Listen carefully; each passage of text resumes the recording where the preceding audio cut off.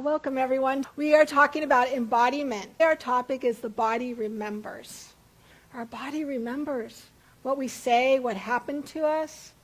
I wanted to look up what embodiment meant, to give concrete physical form to something that would otherwise stay abstract. An idea, a feeling, a value, a belief made visible through action, presence, or being. That's us embodying. It could be an idea, it could be our body, it could be something, just a project that we want to come together, we're embodying it. Today we're going to talk about our body and how our body embodies this physical being. Congratulations, we all made a sacred contract to come into the world at this time in this body. Whether we like our body or not, here we are. Let's celebrate it and how we talk to it. I want to talk about how we talk to our body today, because I can tell you I've had quite an experience with my body, and there's many times I haven't wanted to be in my body throughout my life. It just felt too painful. But through our teachings, I've really come into resonance now learning how to love my body, and it's been a trek. What I want to do is I want us to start off with going inside. If you want to close your eyes, if you'll feel comfortable, just feet on the ground, take a couple deep breaths. And let's just go into our body. What sensations do I feel in my body? What is my body telling me? What kind of things has my body told me that I haven't been willing to listen to?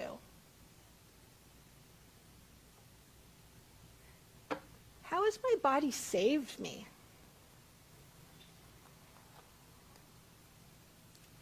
How has my body supported me? Has my body given birth to a child?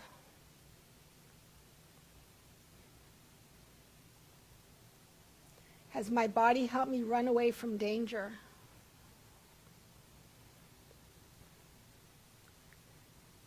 Has my body given me opportunities to love myself more deeply? Let's just shower our body with love and gratitude right now. And when we're ready, let's just come back into this room. Let's just take a nice deep breath, becoming present right here and right now. There is one life. That life is God's life. That life is perfect life. That life is my life right now. I am here right now in this time, 2026, Pasadena, California. I am a unique manifestation. Ernest liked to tell us that we are a microcosm in the macrocosm, rooted in the infinite, personifying it, God incarnate form. I am the perfect life. That life is God's life. That life is my life. Congratulations to your soul. You're here today in this body. Thank you for being here. We are all unique. If I look around, there's so many different faces smiling. Every drop of ocean contains the entire ocean. Each of us, in our own uniqueness, has this entire ocean in us. We are not separate from the whole. We have all the substance and quality that spirit has. We are just expressed in our own unique form. I'm taking a transcendental class, and Ernest Holmes studied many of these transcendentalists. And one of them is Ralph Waldo Emerson. This is not a new concept. This has been around forever. Euripides and Heraclitus and Ocean, all sorts of philosophers from way back in the day have all been saying the same thing. Ralph Waldo Emerson in The Oversoul says, we live in succession, in division, in parts, in particles. Meantime, within man, human, all of us, is the soul of the whole, the wise silence, the universal beauty, to which every part and particle is equally related to the eternal one. We are all related to this God source, this God substance. Emerson called it the oversoul. that eternal one to which every part and particle is related. Holmes called it incarnation, spirit embodied uniquely in every person. You can call it what you want, spirit, truth, love. It's all the same. You are not a fragment from the whole. You are the whole and expressed as you. Congratulations. I'm so happy for you to be you. Many of us have spent years and years affirming our wholeness. We know the treatments by heart. There is one God, that God is mighty. We know this, and we understand that spirit has no lack, no wound, no brokenness. We're not broken, and we've prayed our way through anger, grief, through fear, through seasons that nearly undid us. Have we had seasons that have nearly undid us? That's God calling Mike right now. God's calling. Through these seasons that have nearly undone us, our body still remembers. Our mind has tried to move past it, but there's a part of us that's still there. Holmes has taught us that our consciousness shapes our experience, but our body is where our consciousness becomes form, becomes visible. And it's not separate from the spiritual life. It's the instrument through which our spirituality is being expressed or withheld. What we have not transmuted in our mind does not simply vanish. It settles in our shoulders, our jaw, our back. It waits patiently until that moment. And sometimes that moment isn't so pretty. There's that grace and ease moment, or as we are talking about in Coffee and Earnest today, the 2x4 moment, when all of a sudden that springs forward. And what I find interesting is how our language is catching up to what science has told us. It breaks my heart. Oh, it took me out at the knees. I have this gut feeling. Oh, the weight of the world is on my shoulders. Any other ones? What's another one? Pain in my neck. Yeah, I got that one. Yeah, I know that one. Any other? Yeah, pain in the money sign. I know that one. Actually, I'm quite versed on that one. Do we have any others that we have? Cold feet. Oh, it just eats me out inside. I'm paralyzed. It's killing me. And have you ever watched people? I was sitting there at a stoplight the other day, and I was watching this man walk across the street, and he was walking looking down because his body was stuck in that form. And my heart just was overflowing with love for this man, because I wonder what his life had been like that had led him to have his body in that kind of form. Yeah, I sat there and I sent him a lot of love. The pain and anger that we don't consciously process, it doesn't just disappear. It lodges itself in tension, illness, liver. Liver is a lot of issues with anger, liver stuff. And it shows up long after the mind has moved on. The stuff that gets stuck in our body. Science of Mind says the body is a visible instrument of our consciousness. That man walking across the street, I was sharing a story this morning about walking my dog, and I bent down to, my dog relieved itself, and I didn't want to leave it on my neighbor's grass, and a man was walking behind me, and he got really angry that I was blocking the sidewalk with my dogs. He didn't speak English very well, but he was yelling at me. I was thinking, wow, send him light and love too, because there's something going on in his life that I don't know what's going on. To be angry at someone picking up dog excrement. It's very interesting, the stories that we tell ourselves. I was wondering what was going on in his mind. I don't know. Maybe he just got in a fight with his wife and he was walking down the street to burn it off. I don't know. Disease, when we separate it into root parts, becomes dis-ease. The disease is the absence of ease. Dis means away, reversal. Disease is the body has moved away from ease. If you think about it, when we say this disease or this illness, it's just your body isn't in alignment with spirit. Knowing one life, that life is God's life, that life is perfect life, that life is my life now. That's where that dis-ease comes in. Healing isn't circumventing the body's story, but having the courage, the strength of heart, the courage to finally listen to what our body's telling us. How many of you have gone on a date and you're like, oh man, this isn't the right person? Your body's kind of telling you, right? Or you're in a situation and you're like, I don't feel safe here. Or as Reverend Michael said, that story he had when he was in Chicago when someone pulled the shotgun on him and the guy said, don't move, and he said, run, and he listened. Our body will tell us if we're in a safe situation or not. But are we listening to it? That's where the question comes in. I have some of my favorite books. I have this book. It's called The Complete Dictionary of Ailments and Diseases. And what it does, it will tell us if my knee hurts, what's the cause, the metaphorical cause. And this is the first thing I go to. I've had a lot of issue with I've been experiencing, I like to say experiencing, because I don't want to own what's going on because it's just a condition. I'm not going to throw it back into my body. I've been experiencing a lot of challenges with my knee right now. I go in here and I look it up and it has something about moving forward. I'm like, okay, I'm having challenges moving forward right now. Here's the book if you want to see it.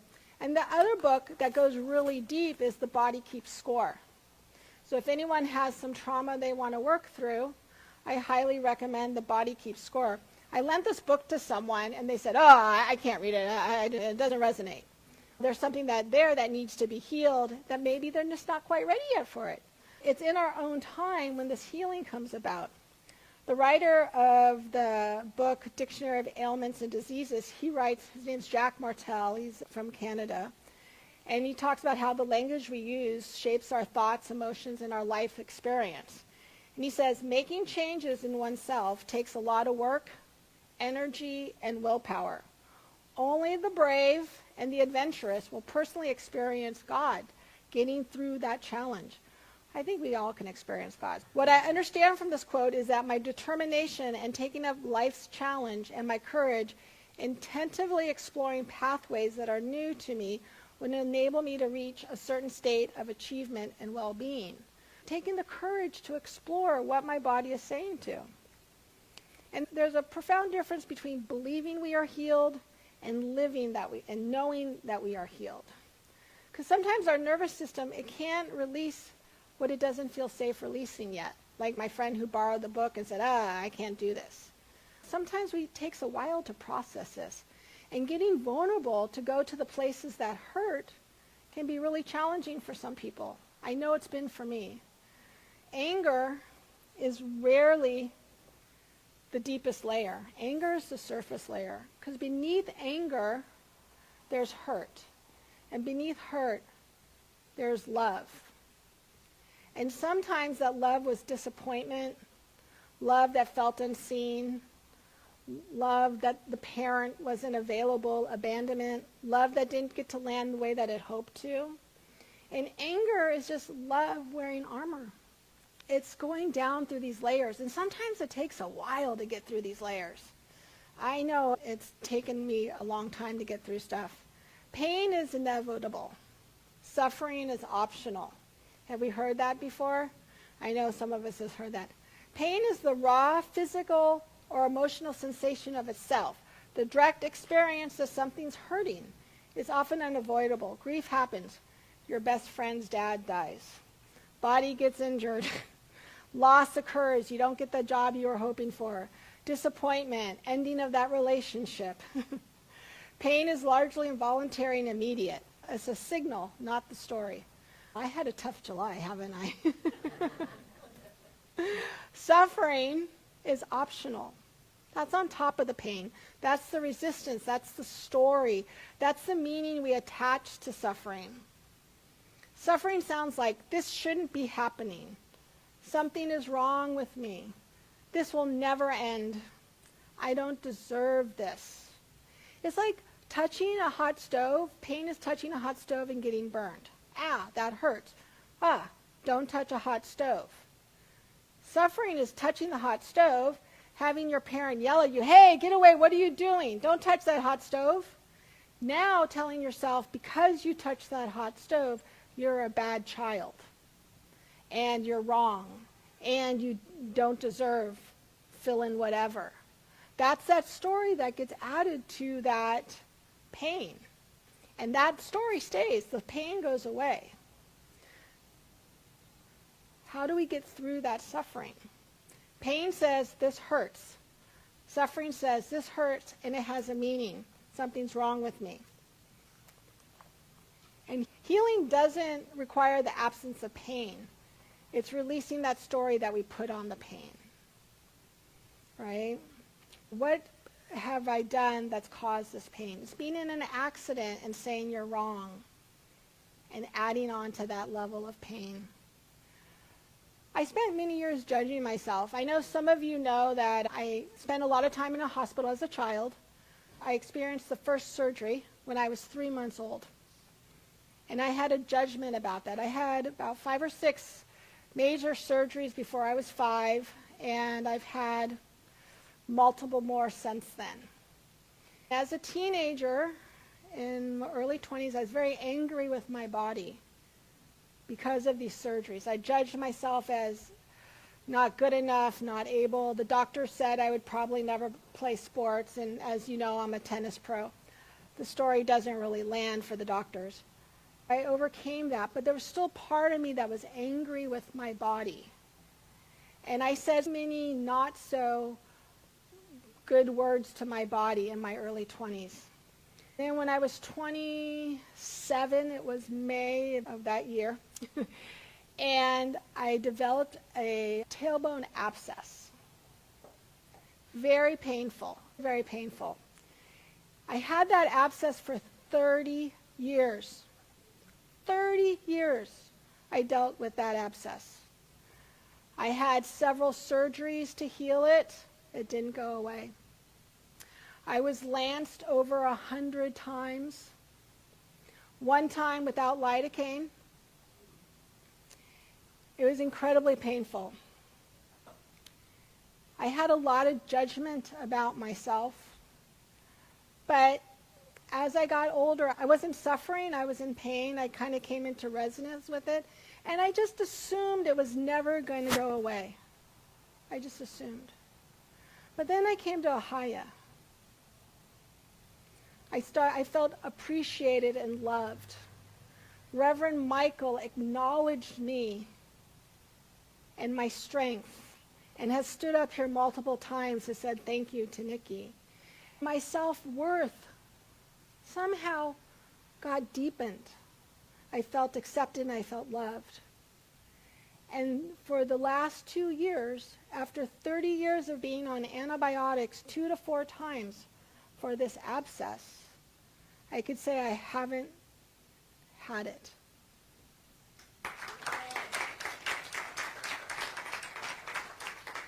Ooh, it's giving me.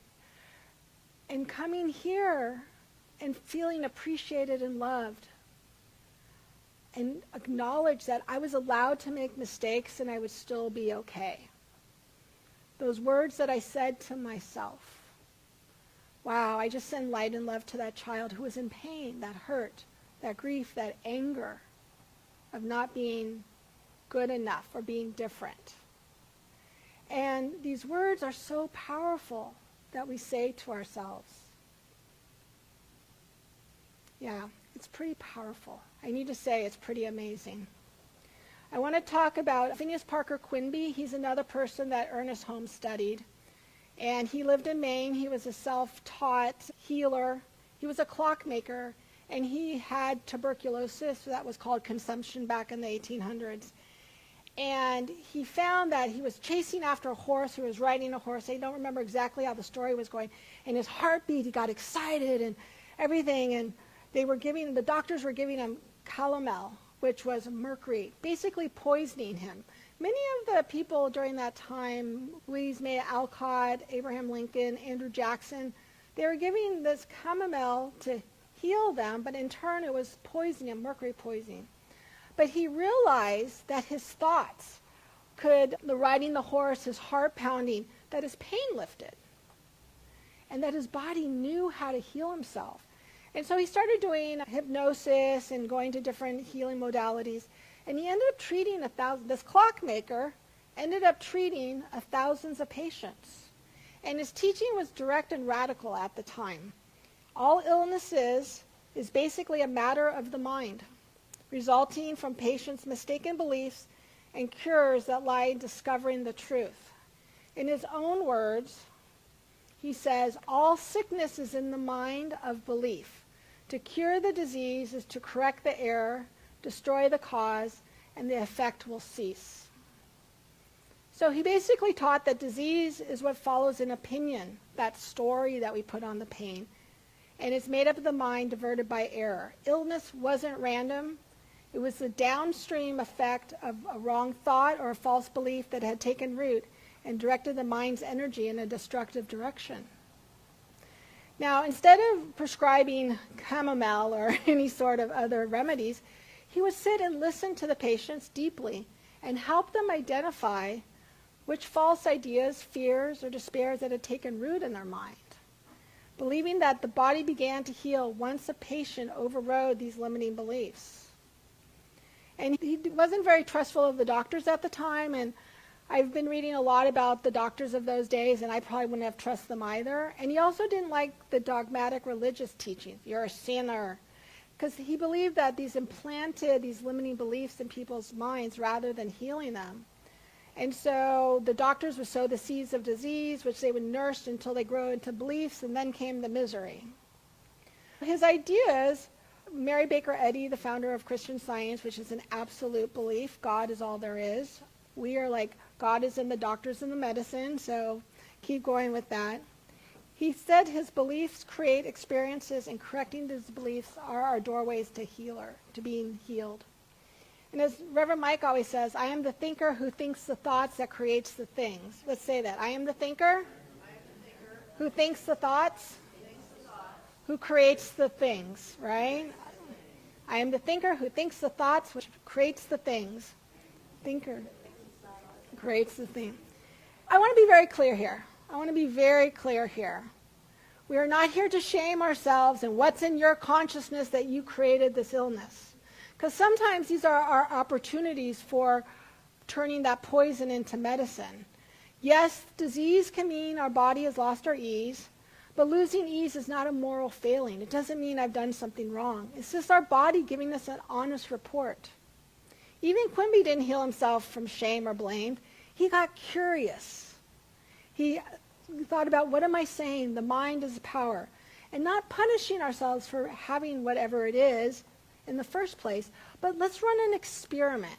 I know I ran so many experiments during the 30 years with the abscess, saying, okay, what if I don't eat this? What if I don't do this? What if I think this? What if I do that? I spent 30 years running different kind of experiments to see what would happen. I've cried, I've yelled, I've screamed. I looked in my book, and abscesses are anger.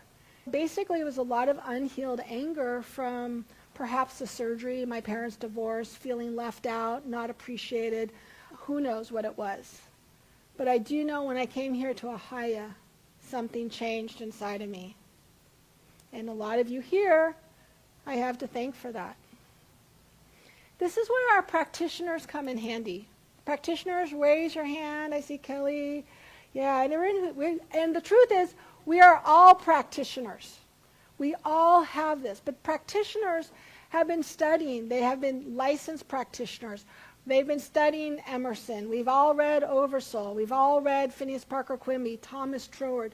We've all dug deep into this knowing that there's one life, that life is God's life, that life is perfect life, that life is my life now. You're going to go home and you're going to have that memorized, right? We know that there's one power, one energy, and that is wholeness, health, and complete health, healing. That's what practitioners do. And you might not believe it, that is possible. And it doesn't have to be a health thing. It could be a work thing. It could be something you want to create. Because we know the truth that nothing is impossible with God's help. We know this. I've gone through the valley, the dark valley of my physical challenges in 30 years. What's rightfully mine will not be denied. It might be delayed. Moses went 40 years through the desert. I went 30 years. It takes some time sometimes. I had to learn to love myself. I had to have the strength and courage to be honest with myself. I had to go through that valley to know that you can tell me something and I know the truth of what will happen because I saw it for myself. I've turned that anger from poison into medicine. And I know that what is able and capable in this world. And this is where our healing begins, where our strength digs deep. It's not bypassing what our body's telling us. It's not willing ourselves to forget the past, but to be in these feelings, to go through that. Healing begins in our body. Our body remembers. Our body held us safe. We need to thank it. Thank you, body, because sometimes that person who wasn't able to read this book, they're not ready yet. What can we do? What can we do? Yeah, this is all great, Reverend Nicole, but what can I do? I invite you to pay close attention to what your body's been telling you. Take a moment, listen to your body. Trust it. Your body knows. And where do you carry that tension? Does it have a voice? Is it the pain in the neck, pain in the beep, pain in the knees? What is it trying to tell me? Am I listening? What sensations do I rush past and never ask why or how come? And has your body been faithfully holding on so you don't have to feel it all at once? Ooh, that's a tough one. All of a sudden it comes rushing in, right? That's where your practitioner come in. Call the prayer line 24/7 if you want to hear that prayer. And then I ask you, gently and honestly, if I trusted my body as much I trusted my prayers, what would I finally let myself feel today? What would I release? And what would I stop carrying alone? Those are your spiritual practices. Listen to your body. Now, there's other things. My favorite one, send love to the places that hurt. I always thought that was like emotional pain or like a breakup or my month of July. But it's also our body too. Send pain to that knee, send pain to that back.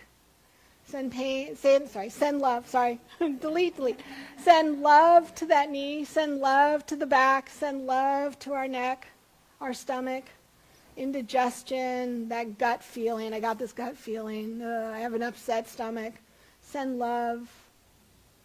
Place our hands on our heart wherever we need that love. Talk to a practitioner. Talk to me or Reverend Mike. We'll hold the truth. If you can't hold it, I ask for the little possibility.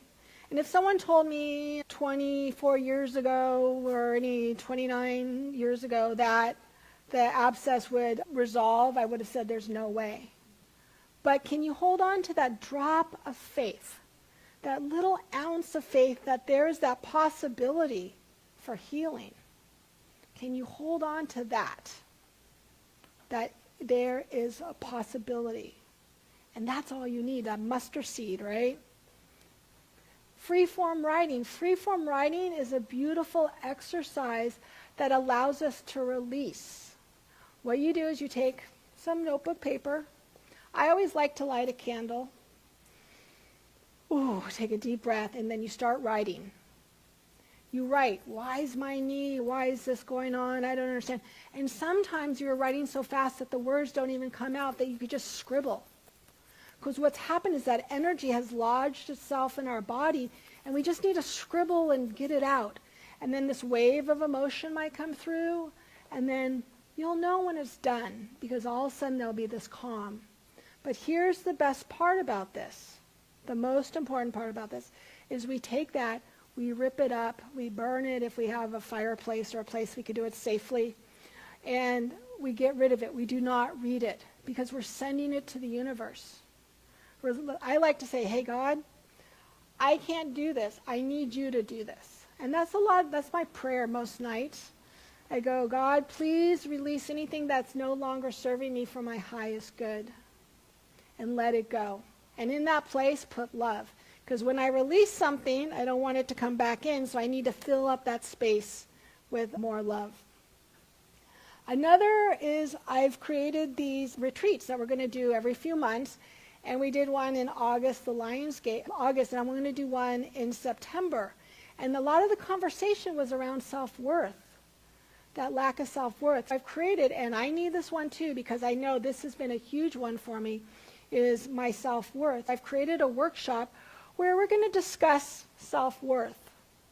And we're going to dyad about it and just share and connect and just explore what does our self-worth mean? Where have I felt I haven't been true to my truth? Perfect life, God life, my life, right? If it's a perfect life and I deserve my self-worth, let's talk about it. Let's share, because I bet someone here has a great insight that's going to up-level me, because we're all here to up-level. I hope you can join us on September 19th. In our Science of Mind textbook, on the very first page, the thing itself, Ernest Holmes reminds us that to suppose that the creative intelligence of the universe would create man in bondage and leave him bound would be to dishonor the creative power to which we call God. Right there, second paragraph, first sentence. Very first page of the book that we use. Has a lot of other stuff in here, but on the very first page. Freedom, in the last paragraph of the same page. Freedom is the birthright of every living soul. We are not meant to suffer. We are not meant to be in pain. We are here to live an abundant, healthy, joy-filled life. I'm going to leave you with, because embodiment is not merely believing we are whole, it is knowing that there is one life. That life is God's life. That life is perfect life. And that life is my life right now. Let's go into prayer. There is one life, one infinite presence, perfect, whole, and complete, moving through all creation as divine intelligence. This one life is the very substance of my body, my breath, my cells, my being. It knows no lack, no shame, no punishment. Only wholeness, only ease, only love expressing itself in form. I know my body is not separate from spirit. It is spirit, individualized, breathing, feeling, and remembering. There is no distance between my body and this divine intelligence. We've always been one. I know my body is safe. I know that whatever anger, hurt, or pain is stored in my body is easily released through love.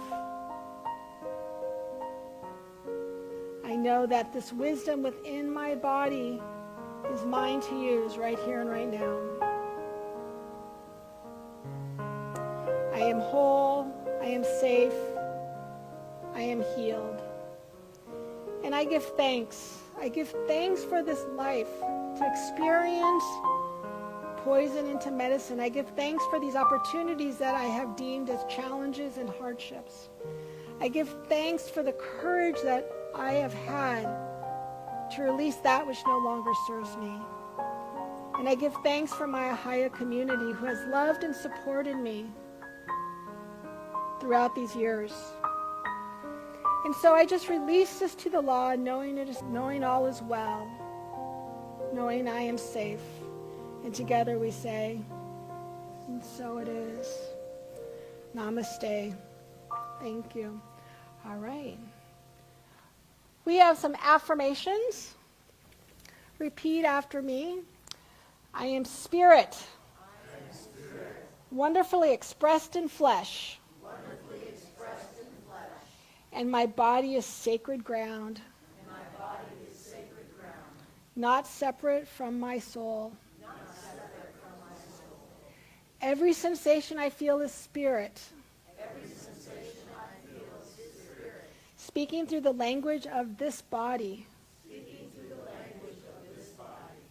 I honor this human experience as sacred. Knowing it is here that Spirit chose to know itself as me.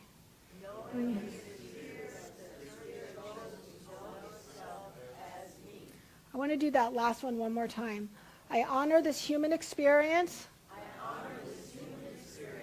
Knowing it is here that Spirit chose to know itself as me.